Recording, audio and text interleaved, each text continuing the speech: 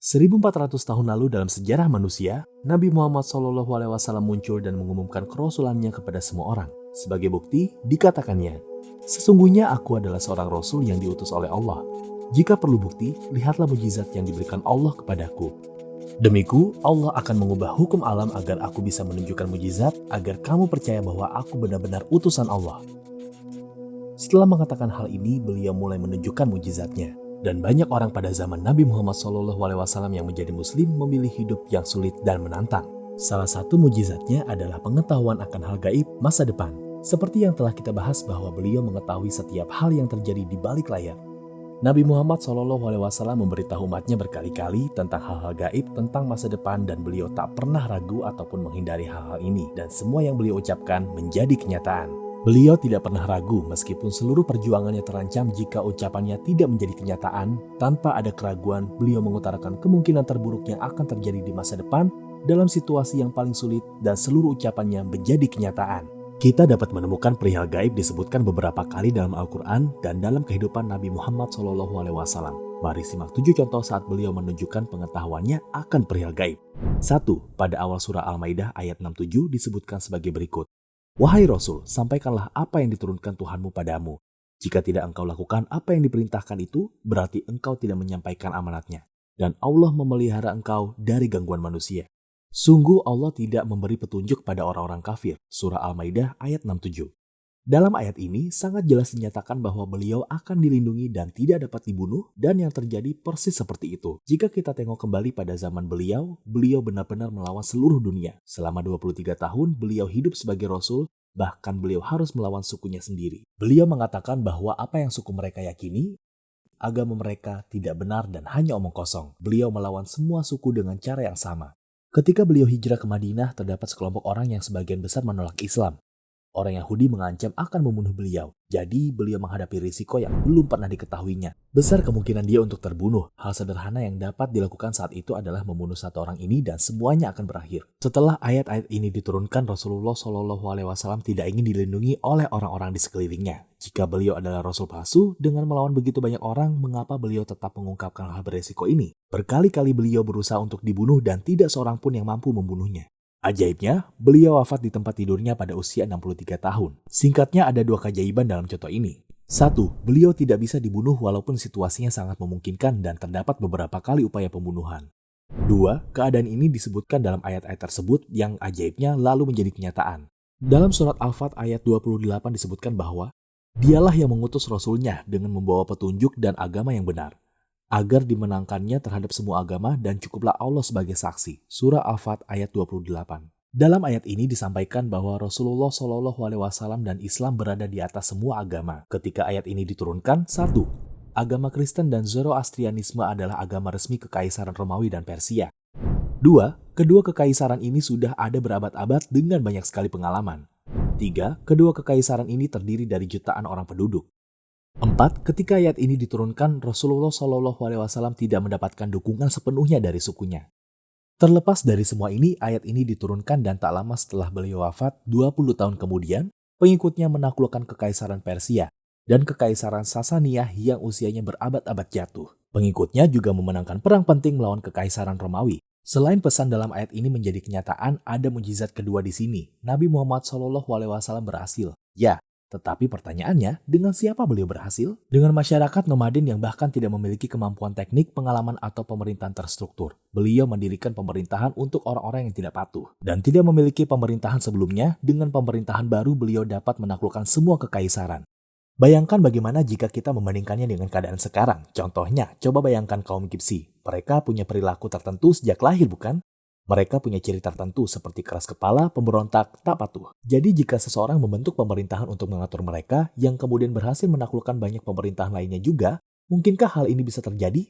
Tidak. Begitulah, rasanya tidak mungkin masyarakat nomaden itu dapat berhasil.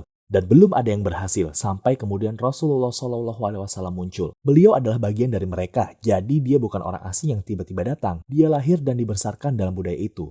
Tak terpengaruh, beliau justru menyatukan dan membentuk pemerintahan dalam waktu singkat serta menaklukkan banyak pemerintahan lain. Orang tentu akan berpikir bahwa hal ini bukanlah suatu kebetulan atau peristiwa tanpa tujuan. Mengingat hal luar biasa ini dilakukan oleh orang yang mengaku Rasul dalam waktu yang sangat singkat. 3. Dalam surat Al-Masad disebutkan, binasalah kedua tangan Abu Lahab dan benar-benar binasa dia. Tidaklah berguna baginya hartanya dan apa yang dia usahakan. Kelak dia akan masuk ke dalam api yang bergejolak atau neraka. Dan begitu pula istrinya, pembawa kayu bakar atau penyebar fitnah. Di lehernya ada tali dari sabut yang dipintal. Surah Al-Masad ayat 1-5.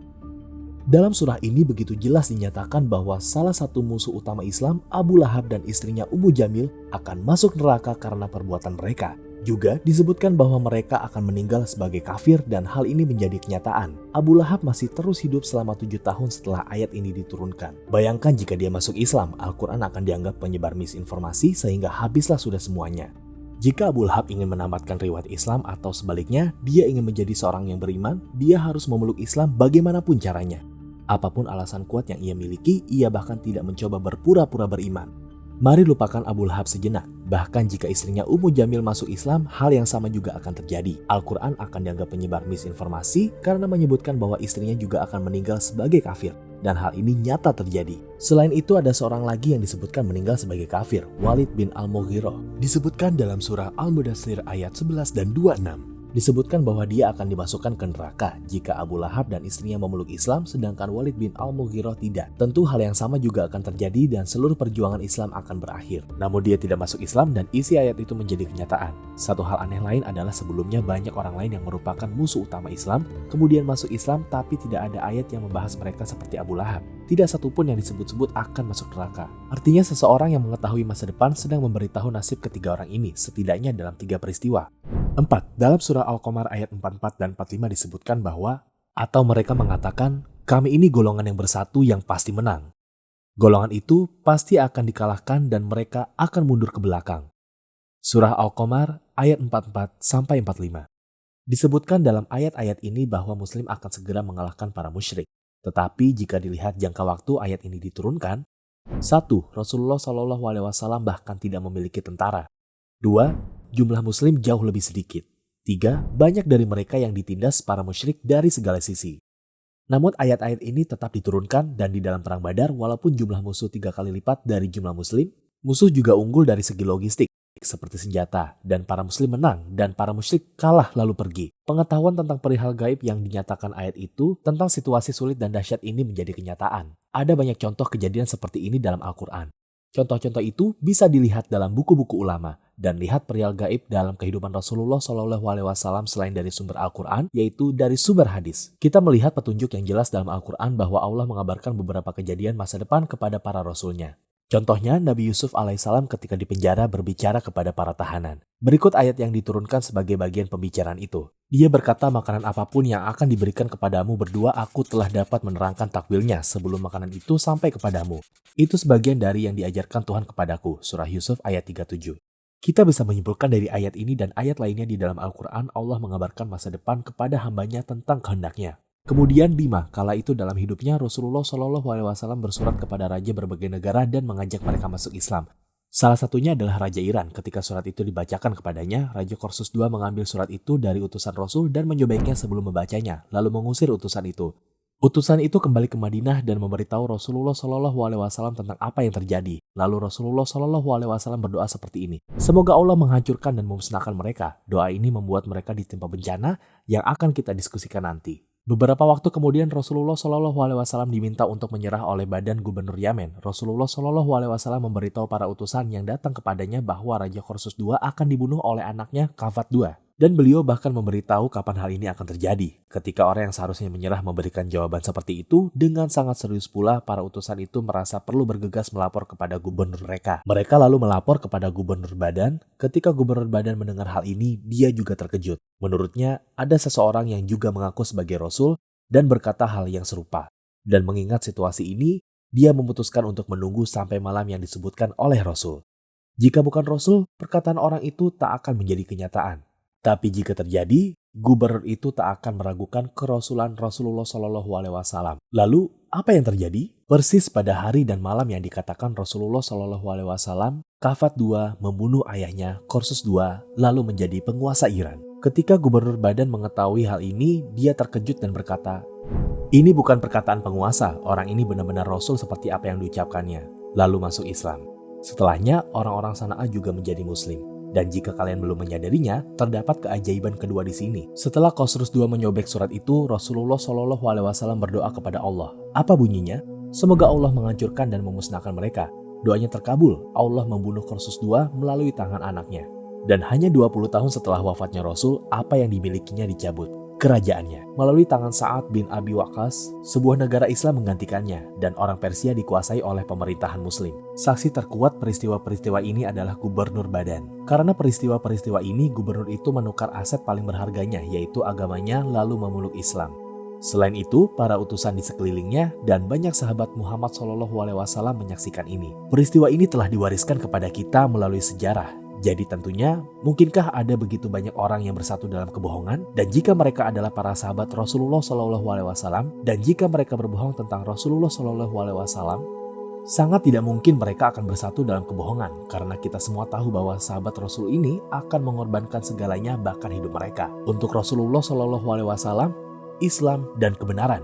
Jika mereka ingin berbohong, mereka tidak akan mengorbankan begitu banyak hal. Karena iman mereka sangat tinggi sehingga sanggup mengorbankan segalanya. Tentu tidak ada yang berbohong tentang Rasulullah SAW. Jika salah satu dari mereka berbohong tentang Rasulullah SAW, pasti para sahabat Rasulullah SAW yang lain yang menyaksikan kebohongan ini tidak akan tinggal diam.